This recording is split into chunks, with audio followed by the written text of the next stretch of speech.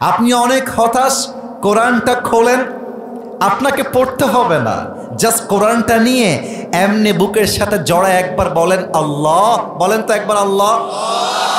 কোরআনটা বুকে আল্লাহকে একবার ডাক দিবেন, দেখবেন যে আপনার কোরআন পড়তে হবে না, কোরআনটা যে আপনি চোখ দিয়ে দেখলেন না, এতেই আপনার কলিজা ঠান্ডা হয়ে যাবে। এটার নামে কোরআন, এটার নামে ইসলাম। সুবহানাল্লাহ পড়ো সবাই। এটা হচ্ছে সেই কিতাব। আচ্ছা, আমি একটা প্রশ্ন করি সবাইকে, এই কোরআনটা নাজিল করেছে একজন, তিনি কে? তানজিলুম মির রাব্বিল আলামিন, তানজিলাম মিম্মান খালাকাল আরদা ওয়াস সামাওয়াতিল উলা। This book has been sent down from him who has created the heavens and the earth. এই কোরআনটা নাজিল করেছেন তিনি, যিনি জমিন এবং আকাশকে সৃষ্টি করেছেন। বলেন তো সবাই, তিনি কে? কোরআনটা, আমি যদি কোরআনকে বলি, আচ্ছা কোরআন তুমি তো নাজিল হয়েছো পৃথিবীতে, তুমি আমাকে একটু বলো তো তুমি কার উপরে নাজিল হয়েছো? কোরআন বলবে ওয়া আমিনু বিমা নুজিলা আলা মুহাম্মদ। কোরআন বলবে তাবারাকাল্লাযী নাযালাল ফুরকানা আলা আবদিহি লিয়াকুনা লিল আলামিনা নাযীরা। এই কোরআনটা নাজিল হয়েছে আমাদের সকলের কলিজা টুকরা প্রিয় নবী মুহাম্মদুর রাসূলুল্লাহ সাল্লাল্লাহু আলাইহি ওয়াসাল্লাম। আচ্ছা, আমাদের কোরআনটা কোন মাসে নাজিল হয়েছে? কোরআন বলছে শাহরু রমাদান আল্লাযী উনজিলা ফীহিল কোরআন। এমন একটা কিতাব আমি আল্লাহ দিয়েছি যে কিতাবটা নাজিল হয়েছে রমজান মাসে। কোরআনে এমন কোনো ব্যাপার নাই যে ব্যাপারটা আল্লাহ উল্লেখ করেন নাই। অনেকে বলে এটা বিএনপির ভাইরা আছেন, আমি জানি, আমি বিএনপির ভাইকে ঘৃণা করি না, আমি জামাত ইসলামকে ঘৃণা করি না। বিএনপি আমার ভাই, জামাত আমার ভাই, কওমি আমার ভাই, আলী আমার ভাই, হেফাজত আমার ভাই, চরমোনাই আমার ভাই, সরসিনা আমার ভাই। আরে যারাই মুসলমান, যারাই মানুষ, তারাই তো আমার ভাই। আচ্ছা, একটু বলেন তো কোরআনে রাজনীতি আছে না? এই যে লজ্জা পেয়েছে, বলেন না আছে না? আচ্ছা, রাজনীতি যে আছে, আল্লাহ কি বলছে খেয়াল করেন। وَنَزَّلْنَا عَلَيْكَ الْكِتَابَ تِبْيَانًا لِكُلِّ شَيْءٍ وَهُدًى وَرَحْمَةً وَبُشْرَى لِلْمُسْلِمِينَ. O my prophet, I have sent this Quran to you, which is explaining everything in this world and the next. নবী হে, এমন একটা কিতাব দিয়েছি যা দরকার, যতটুকু দরকার, যে বিষয়ে দরকার, এমন কোনো বিষয় নেই যা আমি আল্লাহ এই কোরআনে উল্লেখ করি নাই। সুবহানাল্লাহ পড়বেন না আপনারা?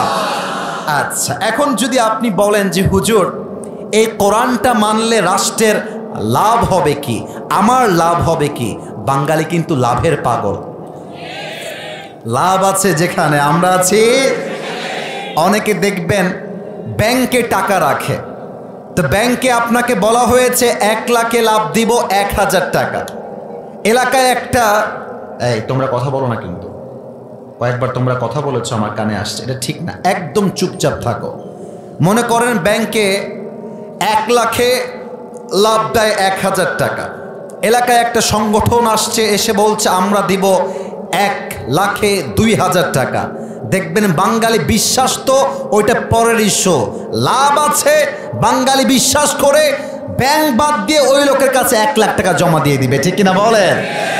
বাঙালি লাভের পাগল। দেখেন কোরআনটা মানলে লাভ কি হবে, কোরআন নিজেই বলছে ফামান তাবিআ হুদায়া ফালা খাউফুন আলাইহিম ওয়ালা হুম ইয়াহজানুন। এই কোরআনটা তুমি যদি মানো, তোমার টেনশন বলতে কিছুই থাকবে না। সুবহানাল্লাহ পড়বেন না আপনার? এত আস্তে সুবহানাল্লাহ পড়লে তো ওয়াজ হয় না, আরেকবার পড়েন। এই কোরআনটা মানলে তোমার কোনো টেনশন নাই। এই কোরআনটা মানলে আমি আল্লাহ তোমাকে নিরাপত্তার চাদরে আবৃত করে নিব। সুবহানাল্লাহ পড়ে সবাই। শেষ কথা, কোরআনকে যদি আমরা বলি কোরআন, আচ্ছা বলো তো তুমি এই পৃথিবীতে এসেছো কেন? তোমার মিশন কি, তোমার ভিশন কি, তোমার উদ্দেশ্য কি? কোরআন জবাব দিচ্ছে কিতাবুন আনজালনাহু ইলাইকা লিতুখরিজান নাস মিনাদ যুলুমাতি ইলান নূর। I have sent this Quran to lead the mankind out of darkness into the light. আল্লাহ বলছেন এই কোরআনটা আমি নাজিল করেছি অন্ধকারচ্ছন্ন মানুষগুলোকে আলোর পথ দেখাবার জন্য, জাহান্নামী মানুষগুলোকে জান্নাতি মানুষ বানাবার জন্য। কোরআন বলছে আমার পারপাস একটা, তুমি যাবা জাহান্নামে, তোমাকে দাওয়াত দিয়ে আমি জান্নাতি মানুষ বানাবার জন্য এসেছি। সুবহানাল্লাহ। এই কোরআন থেকে আজকে তাফসীর আমরা করতে চাই। আমরা চাই? একটু আস্তে শুনলাম যে আমরা চাই। আপনাদের বউ আছে কার কার? তারা একটু হাত তোলেন। বউ আছে? আচ্ছা, বউ আছে। আচ্ছা, হাত নামান। অনেক বিবাহিত ভাইয়েরা এসেছেন। এবার গরিব যারা, হতভাগা যারা, সিঙ্গেলরা হাত তোলো সবাই। ইন্না তোমাদের কারো বউ নাই? সত্যি নাই? আহা, আল্লাহ সবাইকে দিনদার নেককার বউ দিয়ে দিক। পড়েন সবাই আমিন। আমি আমার একটা ওয়াজে বলেছিলাম শীতকালে যার বউ নাই তার জীবনে কিছুই নাই। আমি আরেকবার বলেছিলাম এবারের সংগ্রাম বিয়ের সংগ্রাম, এবারের সংগ্রাম চরিত্র রক্ষার সংগ্রাম, এবারের সংগ্রাম ব্রেকআপের সংগ্রাম। ঠিকটা আসতে বললে কেন? জোরে বলো। আর আব্বা জানকে বলবো, আব্বা জান, তাহাজ্জুদ পড়লেই জাস্ট জান্নাতি হওয়া যাবে না, 5 ওয়াক্ত নামাজি হলেই জান্নাতি হওয়া যাবে না, দাড়ি টুপি রাখলেই জান্নাতি হওয়া যাবে না। আপনার ছেলের বিয়ের বয়স হয়েছে, আপনি বিয়ে দেন না, এটার জন্যই আপনি জাহান্নামে যেতে পারেন। আব্বারা বলে যে তুই নিজের পায়ে দাঁড়িয়ে তারপর বিয়ে কর। আর বোনদের কথা কি বলবো, মেয়েরা টাকা পাইলে বুইরা টাকলার সাথেও বিয়ের পিড়িতে বসে যায় না। এরকম মেয়ে তো দিনাজপুরে অন্তত পক্ষে নাই। থাকলে থাকলে আল্লাহ হেদায়াত দান করুক। পড়েন সবাই আমিন। আমাকে যে মায়েরা বোনেরা শুনছেন, আমি বোনদেরকে উইথ ডিউ রেসপেক্ট, এরা আমার কলিজার টুকরা যুবক সবাই, যুবকদের জীবন নিয়ে খেলা বন্ধ করতে হবে মেয়েদের জন্য, এটা আমার মেসেজ। মেয়েরা ভাবে পুরুষদেরকে ঠকায় দিলেই মনে হয় সে জিতে যাবে। ইতিহাস বলে পুরুষের জীবনকে নষ্ট করে কোনো নারী সুখী হয়েছে এমন ইতিহাস পৃথিবীতে খুঁজে পাওয়া যাবে না। ভালো হয়ে যাও মাসুদ, ভালো হয়ে যাও। প্রিয় বোন আমার, মাথায় রাখবেন সময় অলওয়েজ একরকম থাকে না। আমার যুবক আজকে 0 হতে পারে, আরে আমার যুবক তো কালকে হিরো তো হতে পারে। আপনি টাকার পাগল কেন হলেন? আর একটা আফসোস লাগে, মেয়েদের আজকাল দিনদার পছন্দ হয় না, গাঞ্জাখোর বেশি পছন্দ হয়। বলো, রুচি কি এত খারাপ হয়? আরে গাঞ্জাখোর তো নিজের জীবনের মূল্য নিজেই বোঝে না, ও তার বইয়ের মূল্য বুঝবে কেমন করে রে ভাই? আল্লাহ মেয়েদেরকে সঠিক বুঝ দান করুক। পড়েন সবাই আমিন। 3টা তাকবীর দিবেন। প্রথম তাকবীর দিবেন বিবাহিত ভাইরা। বিবাহিত ভাই যারা এসেছেন একটা কাশি দেন। বিশ্বাস করেন এই বছরের মাহফিলগুলোতে আজকের মাহফিলে সবচাইতে বেশি আমার বিবাহিত ভাইরা এসেছেন।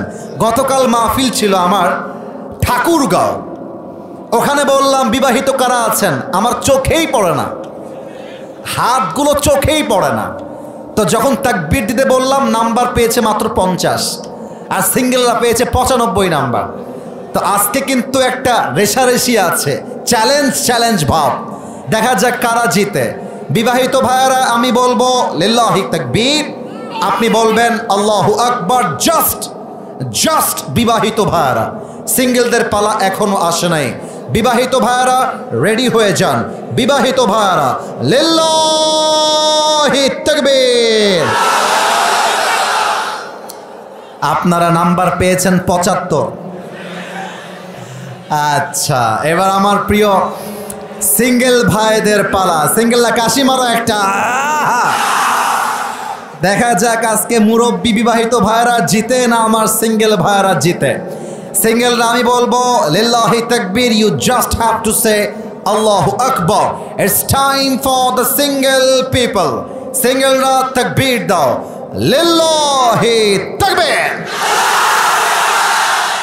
বিবাহিত ভাইরা আমাকে মাফ করে দিবেন। আপনারা আজকে 15 নাম্বার কম পেয়ে ফেল করেছেন।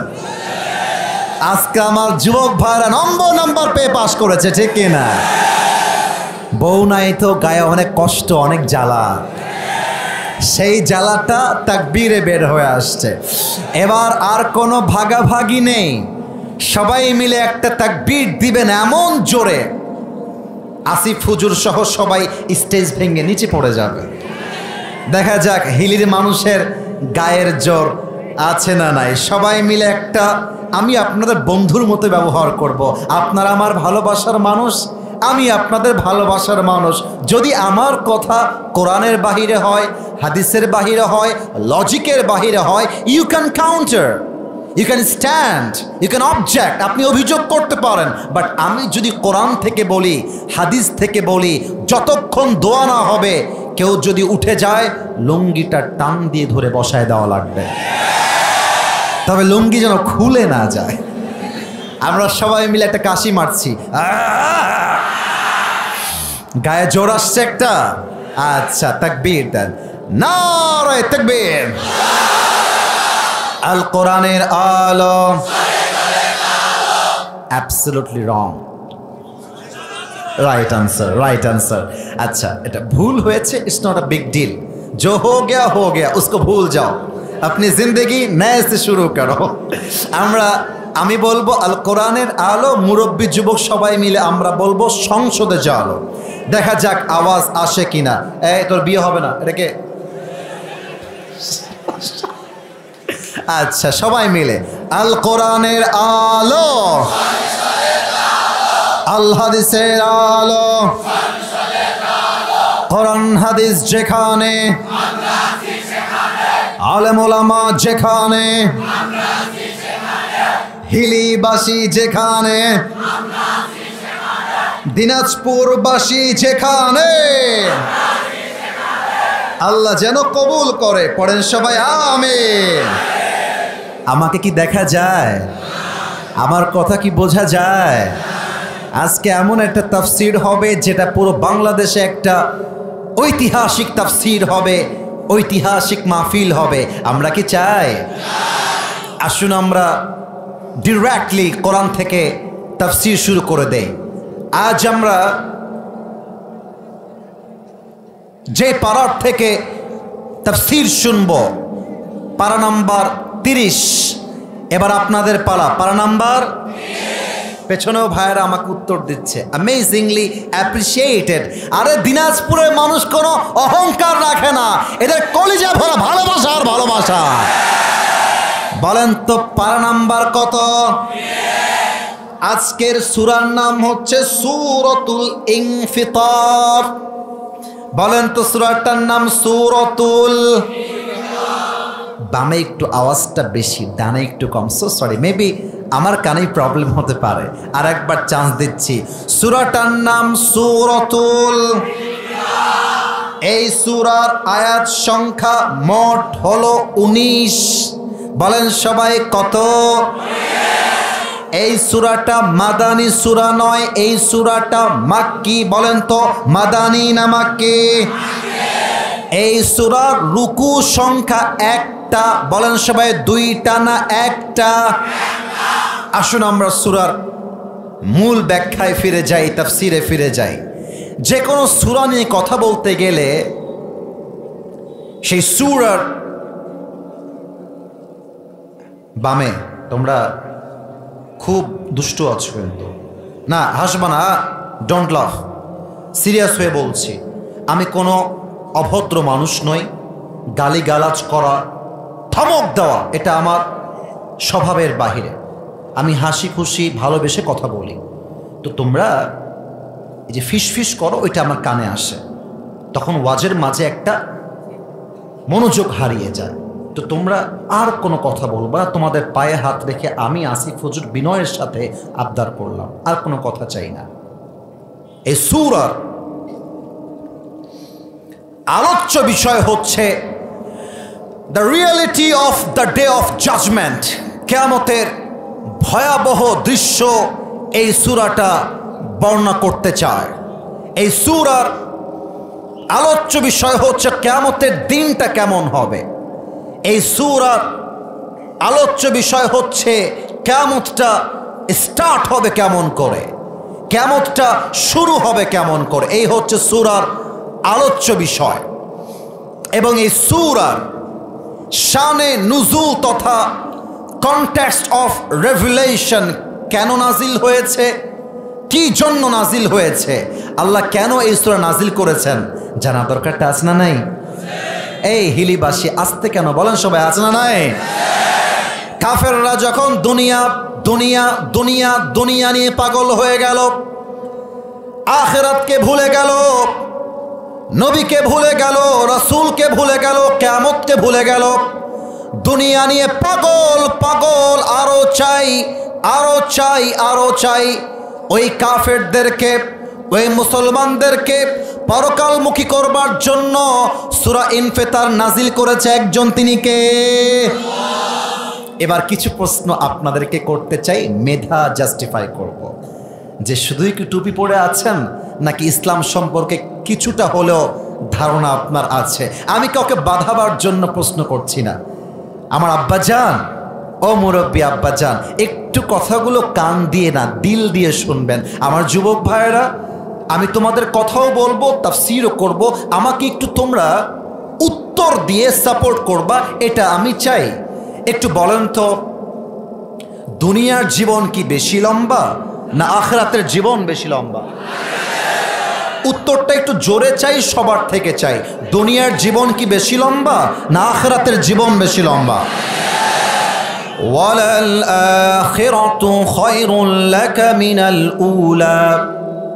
The life of hereafter is much more better than this worldly life. আল্লাহ তাআলা বলছেন, এই দুনিয়ার জীবনটা ক্ষণস্থায়ী জীবন, এটা স্থায়ী জীবন নয়। আমি আল্লাহ দুনিয়ার চাইতে পরকালকে 1000 গুণ বেশি উত্তম করে বানিয়েছি। সুবহানাল্লাহ পড়বেন না আপনারা সবাই? আর একটা প্রশ্ন করতে চাই, দুনিয়ায় কি সারা জীবন থাকা যাবে না যেতে হবে? এত আস্তে বললে কি হয়, থাকা যাবে না যেতে হবে? এটা আসলে থাকার জায়গা নয়। পৃথিবী আমার আসল ঠিকানা নয়, মরণ একদিন মুছে দেবে সকল রঙিন পরিচয়। পৃথিবী আমার আসল ঠিকানা নয়, ঠিক কিনা বলেন? মিছে জীবনের বন্ধন, মিছে মায়া সেন প্রীতি বন্ধন, মিছে জীবনের রং ধনু 7 রং, মিছে জীবনের রং ধনু 7 রং, মিছে জীবনের মোহ। পৃথিবী আমার আসল ঠিকানা নয়, ঠিক কিনা বলেন? The life of hereafter is permanent. This world is not the permanent address for all the people. We just have to go back to our Lord. সবাইকে ফিরতে হবে এক রবের কাছে। বলেন সবাই, তিনি কে? এই গেল সূরার শানে নুজুল, এই গেল সূরার মূল আলোচ্য বিষয়। এবার আসুন আমরা আয়াত ভিত্তিক তাফসীরে যেতে চাই। মনোযোগ আছে? তোর মুসলমান দিয়ে দিব একেবারে, উঠলে খবরদার।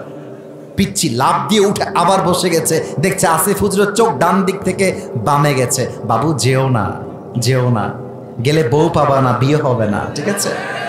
চুপচাপ বসে থাকো। আজকে যতক্ষণ পর্যন্ত দোয়া শেষ না হবে কেউ তার জায়গা ছাড়তে পারবে না। দিনাজপুরের ভাড়া হিলির ভাড়া আমার। আউযু বিল্লাহি মিনাশ শাইতানির রাজীম। ইযা আসসামাউ ফাতারাত, when the sky splits open, আল্লাহ তাআলা বলছেন যখন এই আসমানটা বিদীর্ণ হয়ে যাবে, ওয়াইদাল কাওয়াকিবু তাসারাত, when the stars fall away, তারাগুলো বিক্ষিপ্ত হয়ে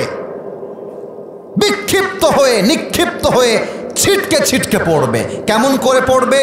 এক্সাম্পলটা তাফসীর দিয়ে বোঝাই দেয়। দিনাজপুরের হিলির ভাইয়ারা, আমার হাতে এইটা কি? বামে আওয়াজ, ডানে নাই। এইটার নাম কি? একটা প্রশ্ন করছি, তোমরা আবার রাগটাগ করো না। আমি যখন ছোট্টবেলায় স্কুলে পড়তাম, তোমরা এটা রিলেট করতে পারবা, তোমাদের আইডিয়ার বাহিরে না। এই ছোট্টবেলায় আমি একটা বল দিয়ে খেলতাম, নাম হচ্ছে পিং পং বল। নাম শুনেছ? পিং পং বল। দেখবা পানিতে রাখার পরে একটু পরে সে বলটা ফুলে যায়, কিছুটা রবার টাইপের, টিপ মারলে আবার ফেটে যায়। পিং পং বল। আচ্ছা, এই তারাগুলো কেমনভাবে ছিটকে পড়বে আমি তাফসীরটা বোঝাবার ট্রাই করছি। এইটা আমার হাতে মনে করেন একটা চাদর। এই চাদরে আমি কয়েকটা পিং পং বল রাখলাম, পিং পং বল। এবার এই চাদরটাকে ধরে আমার দিকে, look at my two hands, আমার দুই হাত দেখেন। চাদরে আমার পিং পং বল দিয়ে রাখা পুরোটা পিং পং বল, আর এইটাকে আমি ধরে একটা ঝাড়া মারলাম। দেখবেন সব বলগুলো ছিটকে ছিটকে পড়বে।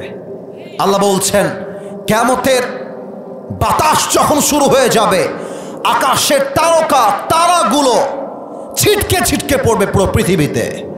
ওয়াইদাল বিহারু ফুজ্জিরাত, সমুদ্রের পানিগুলো উথাল ঢেউ দিয়ে আকাশ বরাবর উঠতে থাকবে। ওয়াইদাল কুবুরু বুসিরাত, কবরগুলোকে উন্মোচিত করা হবে। কেমন করে করা হবে আমি একটু বুঝাই দেই আমার প্রিয় ভাইয়ারা। আমি একটু ব্যাখ্যা, এক্সাম্পল বা উদাহরণ দিয়ে বোঝাই, আপনারা রাগটা করবেন না তো? এই আমাদের মাঝে মাঝে স্কুলে যাওয়ার সময় ঘাড় ব্যাগ থাকতো না? ঘাড় ব্যাগ। আপনারা উত্তর দিচ্ছেন, আমার ভাইয়ারা উত্তর দেয় না। ঘাড় ব্যাগ আছে না? আছে না? মনে করো স্কুলে যাওয়ার সময় আমার ঘাড় ব্যাগে পেন্সিল আছে, রাবার আছে, জ্যামিতি বক্স আছে, হ্যাঁ, কলম আছে, খাতা আছে, আবার ওই ব্যাগের ভেতরেই সাইকেলের চাবি আছে। কথা কি ভুল বললাম না ঠিক বললাম? হয় না? হয় না?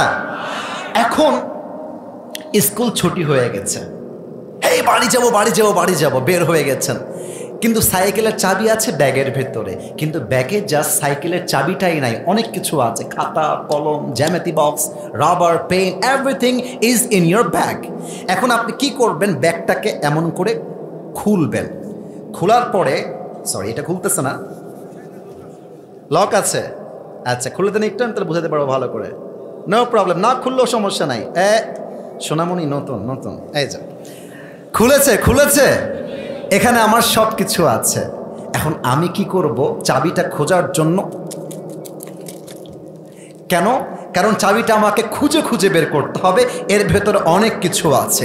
আল্লাহ বলছেন, ওয়াইদাল কুবুরু বুসিরাত, বুসিরা এর অর্থ হচ্ছে তন্ন করে খোঁজা।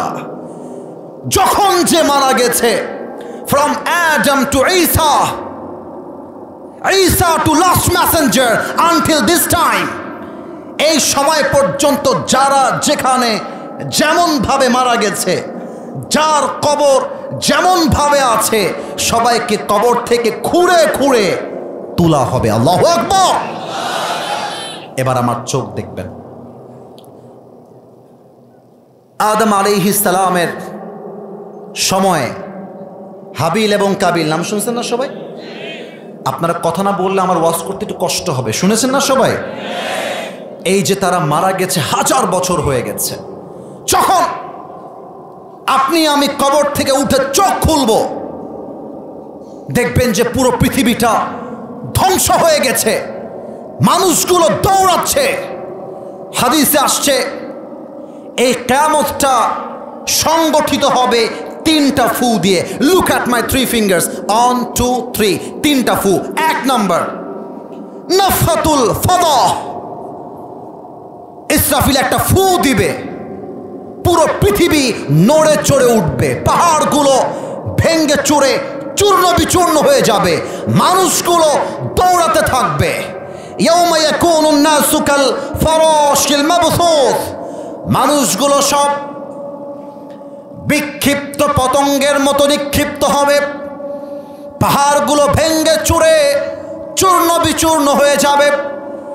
আল্লাহ বলবে ইসরাফিল এবার তুমি 2 নাম্বার ফুটা দাও। ইসরাফিল তার সিংহা নিয়ে 2 নাম্বার ফু দিবে। একটা ফু দিবে, মানুষ, জিন, পশু, পাখি সব এক ফুয়ে জায়গায় শেষ, মারা যাবে। এবার মালাকুল মত আল্লাহর কাছে আসবে, আল্লাহ সব শেষ। মালাকুল মত আখবিরনি মাইয়াবকা, বলো আর কে বাকি আছে? মালাকুল মত বলবে আল্লাহ আর কেউ বাকি নাই, আমি আছি আর আমার 3 কলিগ ইসরাফিল, জিব্রাইল আর মিকাইল আছে, আর কেউ নাই। আল্লাহ বলবে যাও ইসরাফিলের রূহ কবজ করো, মিকাইলের রূহ কবজ করো, যাও জিব্রাইলের রূহ কবজ করো। 3 জনকে মেরে আল্লাহর কাছে আসবে। আল্লাহ বলবে ইয়া মালাকাল মউত আখবিরনি মাইয়াবকা, বলো তো আর কে বাকি আছে? মালাকুল মউতের হাত পা থর থর থর থর করে কাঁপবে। আল্লাহ এই পৃথিবীতে তুমি আর আমি ছাড়া আর কেউ নয়। আল্লাহ বলবে মালাকুল মত মত এবার তুই মরে যা। এটা বলার সাথে সাথে মালাকুল মতের খিচুনি উঠে যাবে, থরথর করে কাঁপবে। আল্লাহ বলবে মর। মালাকুল মত বলবে আল্লাহ আমি কেন মরবো? আমি না সবাইরে মারতে চাই, আমার দায়িত্ব তো রূহ কবজ করা, আমি কেন মরে যাব? আল্লাহ বলবে মুত ফাইন্নাকা খালকুম মিন খালকিল্লাহি তাআলা আযজা ওয়া জাল্লা, মরে যা। আমার প্রত্যেকটা সৃষ্টিকে কুল্লু নাফসিন যায়িকাতুল মাউত, everyone has to take the test of death, প্রতিটা প্রাণীকেই মৃত্যুর স্বাদ দহন করতে হবে, মরে যা। একবার আল্লাহ বলবে মালাকুল মউত জায়গায় শেষ। এবার আল্লাহ শুধুমাত্র একা, মানুষ নাই, জিন নাই, ফেরেশতা নাই, কেউ নাই। এবার আল্লাহ কি বলবে এটাও কোরআনে আছে। আল্লাহ ডাক দিয়ে বলবেন লিমানিল মুলকুল ইয়াউম, বলো তো আজকের দিনের রাজত্ব কার? Who belongs the kingdom today? আজকে ক্ষমতা কার? যারা বলতা বাংলাদেশ আমার, যারা বলতা রংপুর আমার, যারা বলতা রাজশাহী আমার, যারা বলতা হিলি আমার, যারা বলতা তাফসীর মাহফিল হলে তোর পা ভেঙ্গে দিব, সে অধমগুলো আজকে কোথায়? ঠিক কিনা বলো? জবাব দেওয়ার জন্য কেউ থাকবে না। আল্লাহ এবার বলবেন লিল্লাহিল ওয়াহিদিল কাহ্হার, আজকের দিনের রাজত্ব মহারাগে রাগান্বিত একমাত্র এক রবের জন্য। হিলিবাসী বলেন সবাই সেই সত্তাকে। এবার আল্লাহ বলবে ইসরাফিল তুমি আবার উঠে যাও। ফু কিন্তু হয়েছে মাত্র 2টা, মনে আছে কিনা আমি জানি না। ফু হয়েছে কয়টা? আর একটা বাকি আছে। এবার আসেন এই আয়াতে ওয়াইদাল কুবুর বুসিরাত, বলেছিলাম কবর থেকে এমন করে খুঁড়ে খুঁড়ে ওঠানো হবে। কথা কি বোঝা যায়? আই এম সরি, আমাকে একটু বললে ওয়াজটা সামনে যাবে। কথা কি বোঝা যায়? যায়।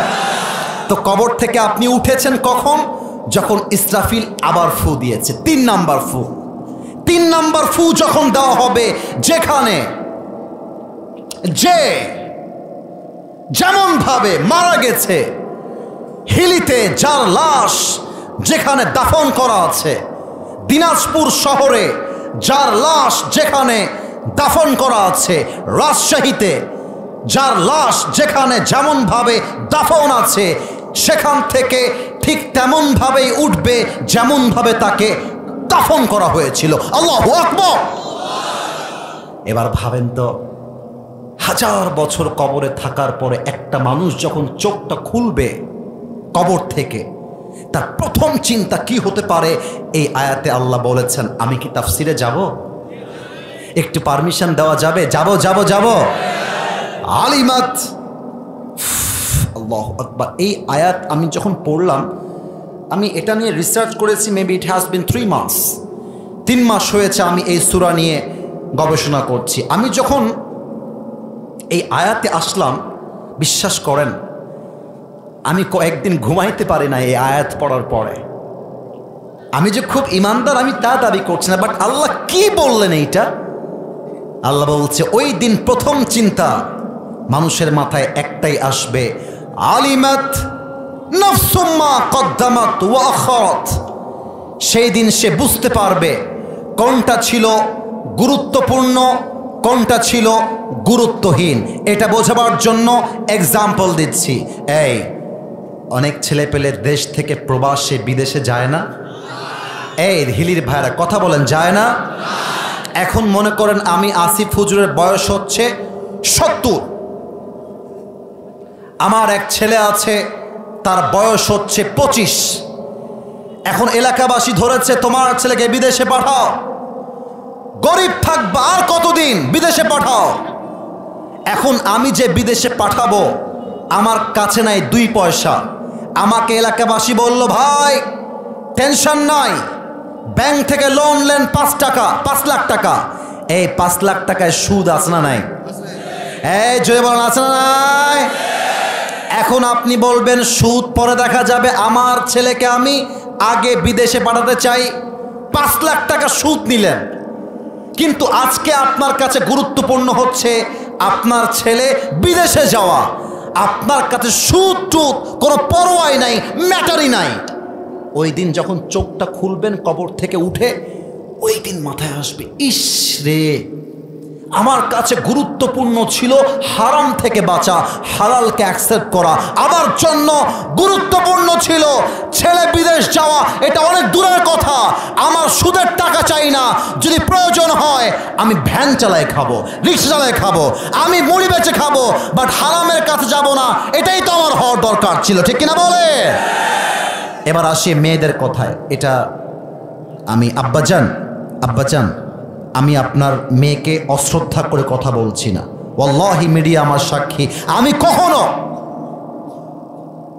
কোনো নারীকে ডিসরেসপেক্ট করে কথা বলতে পছন্দ করি না, কিন্তু কিভাবে বলবো বলেন? সত্য না বলতে পারি না। অনেক মেয়ে বোরকা পরে, এত টাইট ফিটিং বোরকা, প্রত্যেকটা দেহের প্রাইভেট পার্ট দেখার সাথে সাথে যুবকদের চরিত্র নষ্ট হয়ে যায়, ঈমান নষ্ট হয়ে যায়।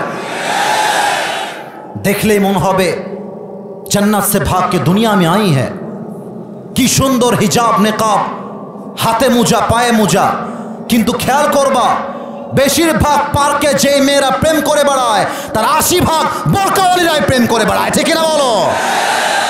ওই দিন বোরকাওয়ালি ভাববে আয় হায় হায়, আমার জন্য বিয়ে করা ইম্পর্টেন্ট ছিল, আমার জন্য প্রেমটা ইম্পর্টেন্ট ছিল না, সে হারামের জন্য আফসোস করবে। এবার আমার যুবকদের পালা। এই যুবকরা আমাকে একবার দেখে বলেন তো, এইটা আমার মুখে কি? হ্যাঁ, উত্তরটা জোরে আসছে, এত জোরেই চেয়েছিলাম। আর একবার, এইটার নাম? আব্বাজান পাম দিবেন না, তোমরা আমাকে পাম দিবা না। আমি যে দাড়িটা রেখেছি সবাই বলবেন, কেউ বাদ যাবেন না। আচ্ছা সত্যি করে বলেন তো, এই দাড়ি রেখে আমাকে আনস্মার্ট লাগতেছে? খ্যাত লাগতেছে? অসুন্দর লাগতেছে? কিছু ছেলে পেলে দাড়ি জাস্ট শেপ করে এই জন্য যে মেয়েরা আমাকে পছন্দ করবে। এত আস্তে ঠিক বললে কেন? জোরে বলো। আর কিছু মেয়ে আছে দেখবা দাড়ি দেখলে চুলকানি শুরু হয়ে যায়, পছন্দ করতে চায় না। আমি বলি কি জানো, যেই মেয়ের দাড়িওয়ালা পছন্দ নয় ওর জন্য বিটিএস এর হিজরা ছাড়া সেকেন্ড কোনো অপশন আমাদের কাছে নয়। আরে যেই মেয়ের দাড়ি পছন্দ নয় সে তো আমার বাড়ির বউ হওয়ার যোগ্যতাই রাখে না দিনাজপুরের ভাড়া। আর যেই মেয়ের দাড়ি পছন্দ সে আমার বাড়ির বউ হওয়ার যোগ্যতা রাখে। অতএব আজকে যেই যুবকটা এক নারীর পাল্লায় পড়ে দাড়ি কামাচ্ছে, কবর থেকে যখন উঠবে তখন কিছু খাবার দেন। আমরা তো ক্ষুধার্ত হয়ে আছি, আব্বা খাবার দিবে, তুমিও খাবা, আমিও খাবো, হাসান খাবে, হোসাইন খাবে। সুবহানাল্লাহ পড়বেন না আপনারা সবাই? স্বামীর কথা শুনে এবার ফাতেমা বের হয়ে গিয়েছে খাবার নেওয়ার জন্য বাবার কাছে। আচ্ছা আপনাদের এলাকায় মাটির বাড়ি আছে না? খুবই সুন্দর। আমি এই নওগাঁয় একবার মেহমান হয়ে এসেছিলাম, মাটির বাড়িতে ছিলাম। আরে মাটির বাড়ি থাকলে এসি লাগে না, মাটির বাড়ি এসি হয়ে যায়, আমি নিজে দেখেছি। আচ্ছা মুরব্বীরা একটু ভালো বুঝবেন, মুরব্বী যারা আছেন, এই আমাদের মাটির বাড়ির সামনে উঠান থাকে না, উঠান। আচ্ছা আপনারা কি বলেন, উঠানকে কি বলেন? আচ্ছা আমরা উঠান বলি, বারান্দা বলি, উঠান। এবার আসেন, এইটা হচ্ছে আমি আসিফ হুজুরের বাসা, আমি উদাহরণ দিচ্ছি। আর এই যে দুইটা বাঁশ দেখা যায়, এই জায়গাটা হচ্ছে আমার বাড়ির উঠান। হাদিসে আসছে, আমি নবীর আদর্শ দেখলে আমি নবীর জন্য পাগল হয়ে যাই, নবীর ভালোবাসা আমার কলিজায় আকাশচুম্বী পর্যন্ত বেড়ে যায়। ফাতেমা জাস্ট ঘরের বারান্দায় আসছে, নবী বুঝে গিয়েছে আমার কলিজার টুকরা মেয়ে আমার বাসায় ফিরে এসেছে। সুবহানাল্লাহ পড়বেন না আপনারা? নবী খাট থেকে উঠে এসে এই হচ্ছে গেটটা খুলে ফাতেমা ডান হাত ধরেছে, আসো আম্মা, আসো আসো। আম্মাকে নিয়ে গিয়ে আব্বাজানরা শিখে নেন মেয়েকে ভালোবাসবেন কেমন করে। নবীজি ফাতেমার হাত ধরে নিয়ে এসে আগে ফাতেমাকে বসিয়েছে, এরপর নবীজি বসেছে ফাতেমার বরাবর আর বলছে, আম্মা জান আমি বুঝেছি মা, তোমার অনেক ক্ষুধা পেয়েছে তাই না মা? বলো সুবহানাল্লাহ পড়বেন না আপনারা সবাই? ফাতেমার চোখ দিয়ে পানি পড়া শুরু হয়ে গেছে, বলছে আব্বা জান শুধু ক্ষুধা না, 3 দিন যাবৎ ক্ষুধার্ত হয়ে আছি। ফাতেমা ক্ষুধার্ত, আলী ক্ষুধার্ত, সবাই ক্ষুধার্ত। আব্বা জান বলছে, ফাতেমা শোনো, আমি তোমাকে 2টা অপশন দিব। এক, আমি তোমাকে 5 শব্দের দোয়া দিব, আর এক হচ্ছে আমি তোমাকে 5টা বকরির মালিক বানায় দিব। একদিকে দুনিয়া, আর একদিকে আখিরাত। ফাতেমা, আম্মা জান তুমি কোনটা চাও? ফাতেমা বুঝে গেছে আমার আব্বা আমাকে ইমানের পরীক্ষা নিচ্ছে, আমার আব্বা আমার ইমানটা দেখতে চায়। ফাতেমা ডাক দিয়ে বলছে, ইয়া রাসূলুল্লাহ আমার বকরির কোনো প্রয়োজন নেই, আপনি 5 শব্দের দোয়া শিখাবেন, এতেই আমি ফাতেমা খুশি হয়ে বাসায় ফিরে যাব। দোয়াগুলো কি শিখতে মনে চায়? একটা কাশি দেন সবাই। আগে দোয়ার লাভ বলে দেই। এই আমার মনে হয় এখানে যারা বসে আছে 100তে 100 ভাগ আমরা সবাই মধ্যবিত্ত পরিবারের সন্তান। আমার ওয়াজে বলেছিলাম আমি গ্রামের ছেলে, এটা আমার বলতে লজ্জা নেই, কারণ পুরো পৃথিবীতে যত ইতিহাস হয়েছে তার সব ইতিহাস গ্রামের সন্তানরা করে দেখিয়েছে। আমি আমার আরেকটা ওয়াজে বলেছিলাম মধ্যবিত্ত পরিবারের সন্তান মানেই একটা ব্র্যান্ড। আমাদেরকে সাইকেল দিবেন চলবে, বাইক দিবেন চলবে, কিছুই দিবেন না, বলবেন খালি পায়ে হেঁটে আসো, তাও আমার চলবে, আমি মধ্যবিত্ত পরিবারের সন্তান। আপনি আমাকে বালিশ দিবেন ঘুমাবো, বালিশ দিবেন না তাও ঘুমাবো, ল্যাপ দিবেন ঘুমাবো, কম্বল দিবেন ঘুমাবো, কিছুই দিবেন না আমি একটা ইটকে বালিশ বানিয়ে ঘুমাবো, আমি মধ্যবিত্ত পরিবারের সন্তান।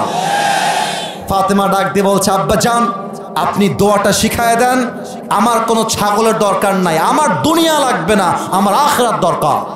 এবার আব্বা জান বলছে, ফাতেমা আম্মা তুমি আমার মুখোমুখি হয়ে বসো। ফাতেমা বসে গেছে। এবার নবীজি বলছে, ফাতেমা আমার সাথে পড়ো। আপনারা আমার সাথে পড়বেন, বলেন সবাই, ইয়া আউয়ালাল আউয়ালিন। মাশাআল্লাহ, উত্তরটা অনেক সুন্দর এসেছে। আর একবার পড়েন, ইয়া আউয়ালাল আউয়ালিন, ইয়া আখিরাল আখিরিন, ইয়া যাল কুওয়াতিল মাতিন, ইয়া রাহিমাল মাসাকিন। এবার শেষ শব্দ সবার থেকে আসতে হবে, একজনও যেন বাদ না যায়। পড়েন সবাই, ইয়া আরহামার রাহিমিন। এবার ফাতেমা দোয়া শিখে বাসায় আসছে। ওইদিকে Ali was waiting for the food. আইনা তুআম ইয়া ফাতেমা, এই ফাতেমা আনতে গেল খাবার, 2 হাত তো ফাঁকা, খাবার কোথায়? ফাতেমা ডাক দিয়ে বলছে, আলী তাকায় দেখো, আমি নবীর কাছে দুনিয়া চাওয়ার জন্য গিয়েছিলাম, আমার নবী আমাকে দুনিয়া দেয় নাই, আমাকে আখিরাত দিয়ে বাসায় ফেরত পাঠিয়েছে। সুবহানাল্লাহ পড়বেন না আপনারা? এবার আলী বলছে এই কথায় কাজ হবে না, আমি যাব। এই 12টা বেজে পার হয়ে গেছে বলে কি আপনার রাগটা করছেন ভাইয়েরা আমার? আমি 12টার পরে একদমই ওয়াচ করতাম না। আমি এসেছি 10টা 45-এ, আমাকে মাইক দেওয়া হয়েছে 11টার সময়। আমি জানি 1 ঘন্টা 10 মিনিট হয়ে গেছে, বাট আমার কথা একটা, হাদিস যেহেতু শুরু হয়েছে শেষ না হয়ে ওয়াজ শেষ হবে না, ঠিক কিনা বলে? এবার আলী আসছে নবীর কাছে, শ্বশুরের কাছে আসছে জামাই, এসে বলছে আব্বাজান আতিনি শাইআন, কিছু খাবার দেন। এবার নবীজি তাকেও পরীক্ষা নিচ্ছে, বলছে Ali I have 2 options for you, 2টা অপশন। এক, আমি তোমাকে 5000 বকরি দিব, অথবা আমি তোমাকে 5 শব্দের দোয়া শিখায় দিব। আলী তুমি কোনটা চাও? আলী বুঝে গেছে আমার শ্বশুর আমাকে পরীক্ষা নিচ্ছে। আলী বলছে ইয়া রাসূলুল্লাহ, আমার দুনিয়ার বকরির দরকার নাই, আপনি আমাকে 5টা দোয়া শিখাই দিবেন, এটাই আমি আলী খুশি মনে বাসায় যাব। সুবহানাল্লাহ পড়বেন না আপনারা? এবার নবীজি 5 শব্দের দোয়া আলীকেও শিখিয়ে দিয়েছে। আলী দুনিয়াকে ভুলে আখিরাতকে অ্যাকসেপ্ট করে বাসায় আসছে। হাদিসে আসছে আলী এবং ফাতেমা এই 5 শব্দের উপর যখন আমল করা শুরু করে দিয়েছে তাওয়াক্কুল করে, কয়েকদিনের ভেতরে আলী এবং ফাতেমার ঘরে সমস্ত অভাবকে আল্লাহ তাআলা গায়েবী খাজানার থেকে দূর করে দিয়েছে। সুবহানাল্লাহ পড়বেন না? তাহলে আমি কথা বলে শেষ করে দেই, আপনারা আমাকে উত্তর দিবেন। সূরা ইনফিতার থেকে আমরা শিখলাম শেষ পর্যায়ে এসে আমাদের সামনে হালাল এবং হারাম আসলে আমরা হারাম খাবো, আমরা হারাম খাবো না হালাল খাবো? আমার সামনে বিয়ের আগে প্রেমের অপশন আছে, আবার আমি চাইলে বিয়েও করতে পারবো। আমি কি প্রেম করব না বিয়ে করব? একজন মেয়ের জন্য বোরকা ছাড়া উলঙ্গ হয়ে ঘোরার অপশন আছে, আবার সেই মেয়েটা চাইলে বোরকাও পরতে পারে। এখন আমি একজন স্বামী, আমি একজন বাবা, আমি একজন বোনের ভাই, বলেন তো আমার বাড়ির মেয়ে বোরকা ছাড়া বের হবে না বোরকা পরে বের হবে? আমি একজন যুবক, আমি চাইলে এখনই গিয়ে পুরো দাড়িটা ক্লিন শেভ করতে পারি। আমি কি দাড়ি কাটবো না নবীকে ভালোবাসবো? এবার সবাই 2 হাত তোলেন, সবাই 2 হাত তোলেন, সবাই সবাই মাশাআল্লাহ। আপনাদের কাছে আমি কৃতজ্ঞ, আপনারা প্রায় 1.5 ঘন্টার বেশি বসে আছেন। একটা লোক